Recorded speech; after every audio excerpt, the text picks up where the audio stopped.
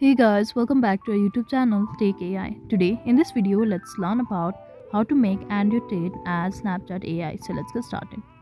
At first, let's get into Snapchat and simply search for my AI.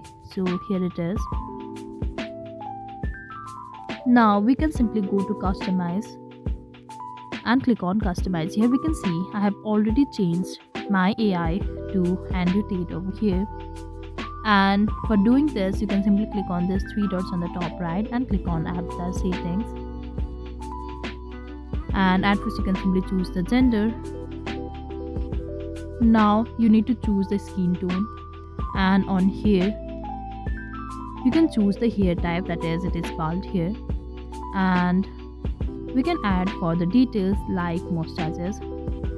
And after you are done, we can go to this classes over here and choose the right one and choose the dress up, and you can choose the shoes as well. Once you're done selecting everything, you can simply click on save on the top right and we'll be done. So that is all. I hope you liked the video. Please do like and subscribe.